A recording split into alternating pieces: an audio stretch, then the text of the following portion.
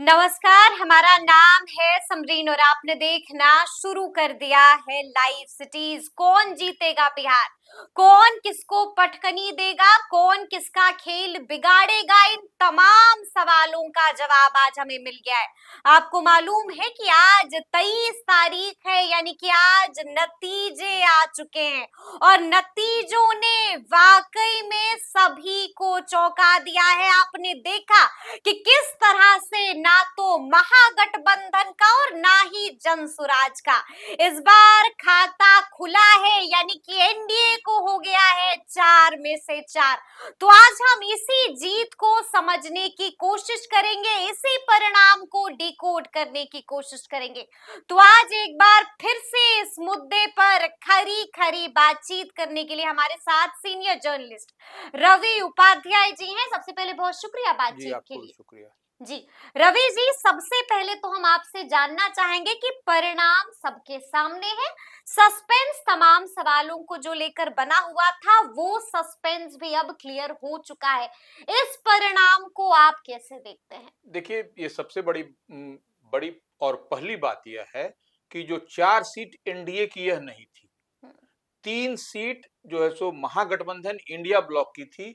एकमात्र सीट जो है सो एनडीए के पाले में थी, जीतन राम मांझी। जीतन राम मांझी की इमामगंज की। तो ये बात समझ, अब ये जो 4 की 4 सीट निश्चित रूप से इस बार के उपचुनाव में आपको एनडीए ने झटक लिया है। हम्म, जो 3 सीट का उसको सीधा इजाफा हुआ है। 1 सीट तो इमामगंज उसकी सिटिंग सीट थी, इस लिहाज से ये 4 सीट का उसको माने 3 सीट का इजाफा, एक 4 सीट हो गया। बिल्कुल। तो ये सबसे बड़ी बात है। और देखिए, इसको बार बार कहा जा रहा था सेमीफाइनल सेमीफाइनल, हम्म। लेकिन परीक्षा कोई भी हो वह फाइनल ही होता है। जी।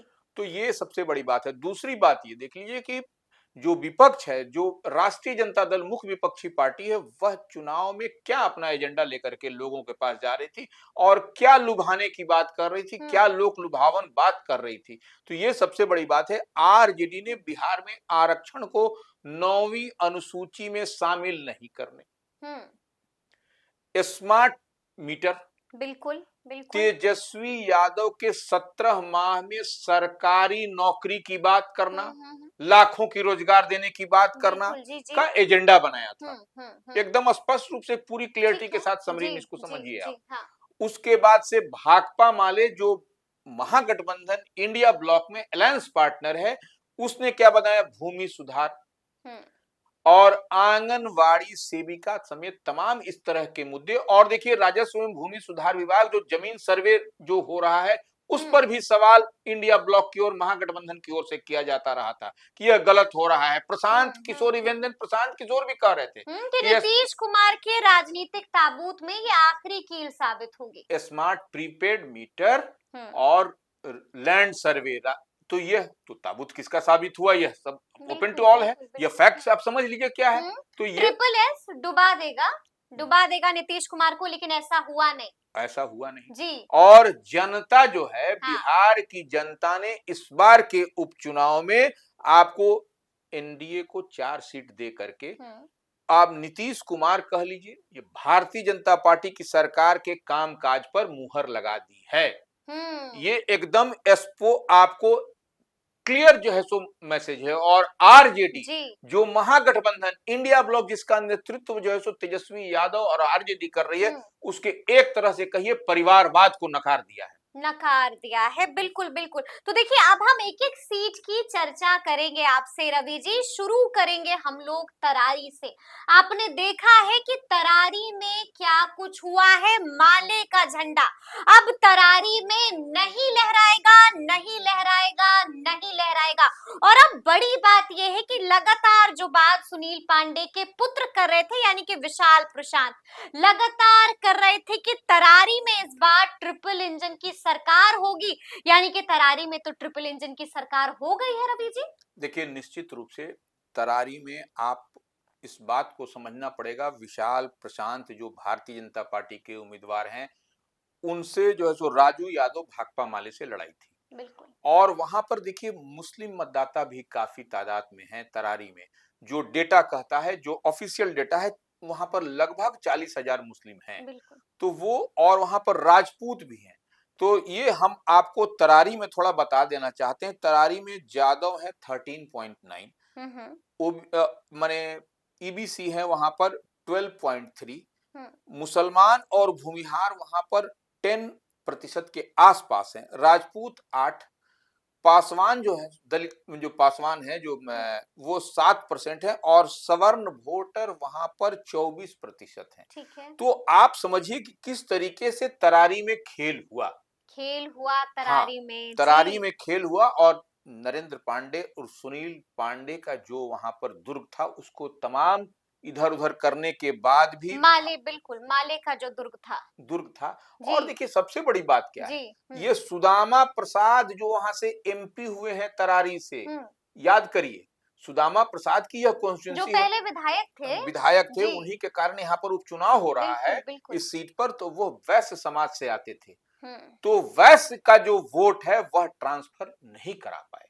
अच्छा, जी। सुदामा प्रसाद वैश्य का वोट ट्रांसफर नहीं करा पाए राजू यादव के लिए। बिल्कुल, और वो वैश्य जो देखिए लोकसभा के चुनाव में और विधानसभा के चुनाव में वैश्य किधर था, ये सब कुछ बिल्कुल। और देखिए यह एक तरह से कहा जाए कि भारतीय जनता पार्टी ने दिलीप जायसवाल को प्रदेश अध्यक्ष बना करके यह लाउड एंड क्लियर मैसेज दे दिया वैश्य समाज में कि इधर से उधर आपको नहीं जाना है, आप हमारे ही हैं। बिल्कुल, आप हमारे ही हैं। इस बार के उपचुनाव में वैश्य समाज ने एकमुश्त एकजुटता के साथ वोट किया, और जिसका परिणाम आपको तरारी में दिखाई पड़ा। तरारी में परिणाम दिखाई दे दिया। वह वोट देखिए सुदामा प्रसाद थे तो वह अलग इशू हुआ करता था, लेकिन इस बार बदले हुए राजनीतिक समीकरण में राजू यादव जो भाकपा माले के उम्मीदवार थे, तमाम कहने करने के बाद यहाँ पर फेल हो गए सुदामा प्रसाद, एकदम अपने वोट को ट्रांसफर नहीं करा पाए, यादव का वोट भी नहीं मिला उनको। तो यह सब आपको खेल होता हुआ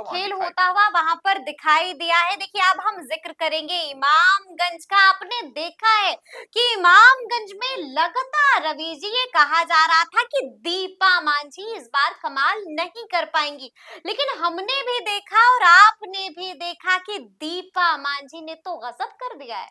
देखिए दीपा मांझी निश्चित रूप से वह उनकी सिटिंग सीट थी, उनके फादर इन लॉ की, उनके पति की, बने पति संतोष सुमन जो उनके पति हैं नीतीश कैबिनेट में, तो वहां पर निश्चित रूप से वहां पर भी एक बड़ा खेल अंतिम क्षण में हुआ है। बिल्कुल, लाइव सिटीज ने ये बात बताई थी कि 4 दिन पहले खेला हुआ था।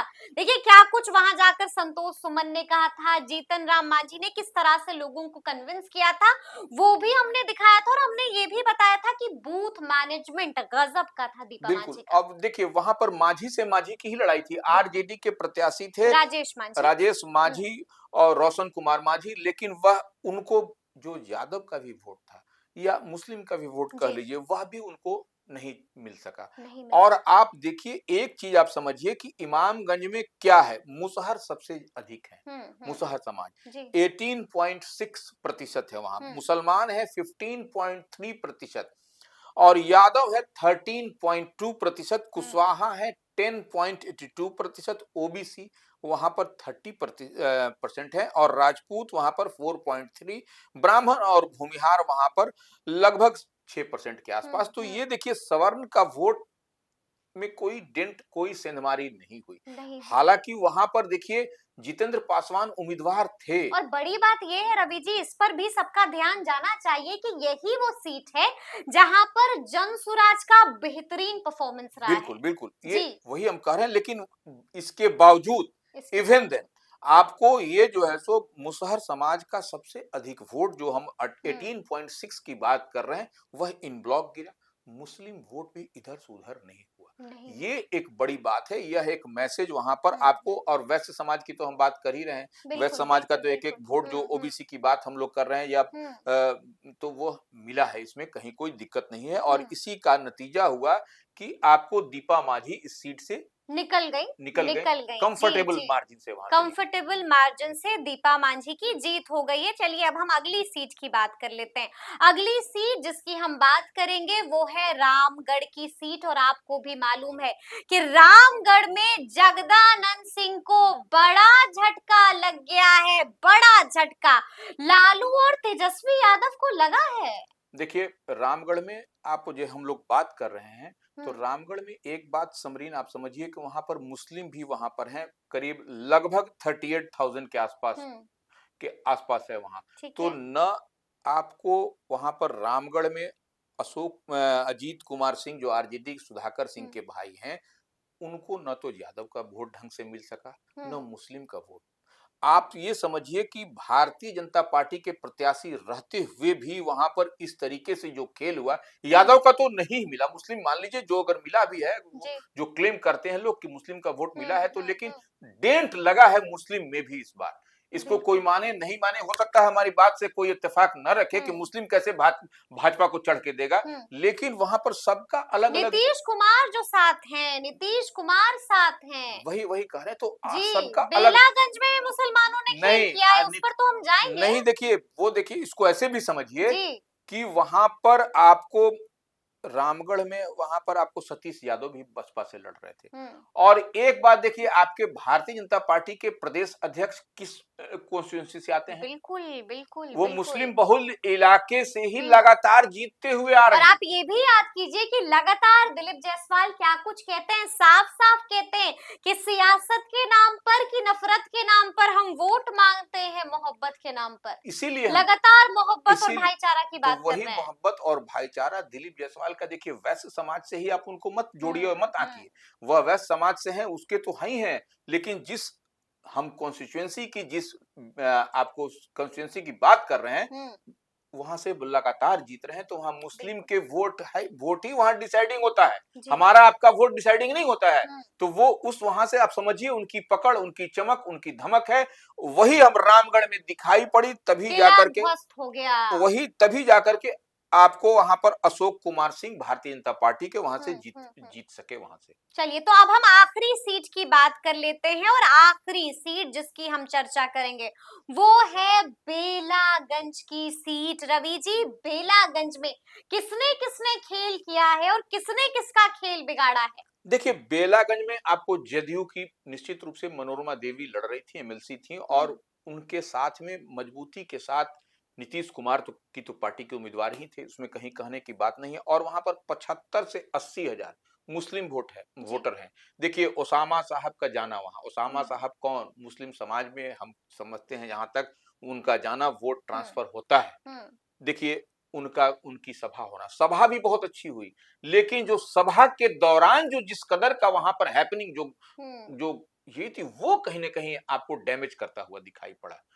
और ये आपको विश्वनाथ यादव के लिए वही खराब साबित हुआ। नहीं, विश्वनाथ यादव की तो पोजीशन वैसे भी सही नहीं चल रही थी, जिसके बाद उसामा साहब वहां पर जाते हैं, डैमेज कंट्रोल की कोशिश भी होती है, लेकिन उसके बाद फिर क्या कुछ नतीजे आए वो हमने देखा। वही हम कह रहे हैं। और लालू यादव का कैंप करना, तेजस्वी यादव का लगातार वहां पर सभा करना, उसके बावजूद जो है सो प्रशांत किशोर के अमजद भी थे वहां पर। बिल्कुल अमजद थे, लेकिन देखिए, लेकिन अमजद को अगर यदि आप जोड़ भी दीजिएगा तो भी जो है सो कोई क्या वहां पर कुछ होता, कुछ नहीं हो सकता। लेकिन बड़ा नुकसान, बड़ा डेंट, बड़ा डैमेज मोहम्मद अमजद की वजह से हुआ है विश्वनाथ को। तो इस बात को आप भी मानिएगा कि MY समीकरण जो यादव माने आरजेडी का था, उसमें डेंट हुआ है। इस चारों सीट को आप देख लीजिए, तो कहीं ना कहीं आपको MY समीकरण में बड़ा डेंट लगता हुआ। और यही बात प्रशांत किशोर ने भी मानी है अपनी पीसी में। देखिए, प्रशांत किशोर वो ठीक है, वो प्रशांत किशोर कह रहे हैं, वो ठीक बात है, वो तो प्रत्याशी लड़ा ही रहे थे, वो जनसुराज के संस्थापक हैं, सब कुछ है, लेकिन हम लोग जिस नजरिए से देख रहे हैं, वहां पर यह चीज आपको दिखाई पड़ रहा है कि MY में बड़ा डेंट लगा है। हम बार बार इस बात को कह रहे थे कि देखिए, लोकसभा चुनाव में, और देखिए वहां आप अभय कुशवाहा वहां से 2000 पहले लड़े थे वहां से, बेलागंज से, तो वो भी वहां से कैंप कर रहे थे, कुशवाहा के भी वोट को भी नहीं कर सके। सुरेंद्र यादव खुद, उनके पुत्र लड़ रहे थे, खुद MP हैं, वह भी नहीं, तो यादव और कुशवाहा का भी वोट कहीं वहां पर नहीं मिल सका। यानी कि बेलागंज के यादवों को नीतीश कुमार के यादव स्वीकार हैं, लेकिन लालू तेजस्वी के यादव स्वीकार नहीं है। बिल्कुल जी, एकदम। अब मनोरमा देवी का जीतना, इस बात को तो मुसलमानों ने भी खेल किया है, निश्चित रूप से खेल किया है, और यही आपको नहीं खेल होता तो मनोरमा देवी को जाकर वोट दिया है। निश्चित वहां पर यादवों ने भी वोट किया है, इस बात को कोई माने नहीं माने, वह स्पष्ट जो आप ग्राफिक्स देखिएगा, जो चुनाव आयोग का डेटा देखिएगा, आपको स्पष्ट देख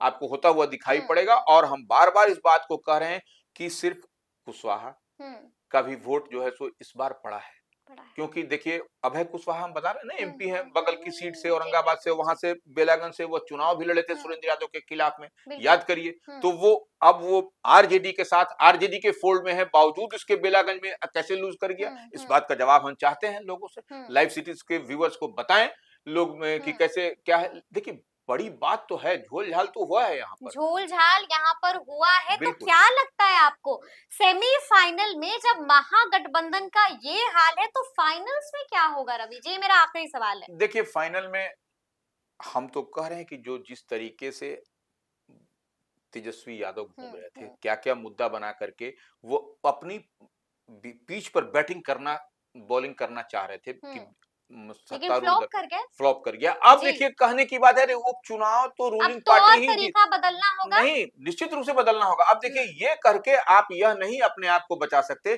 कि उपचुनाव में तो रूलिंग पार्टी जीतती ही है, यह कोई एक्सक्यूज नहीं है, यह कोई क्षमा नहीं है राजनीति में, यह एक बहुत बड़ा आपके लिए मतलब लेसन है ये। और नहीं अगर यदि आप चाहते तो निश्चित रूप से आपको 2025 में फिर आपके लिए भुगतना होगा। तो अब देखना होगा कि आगे आगे क्या कुछ इसी होता के साथ है। समरीन एक चीज और समझ लीजिए, हाँ।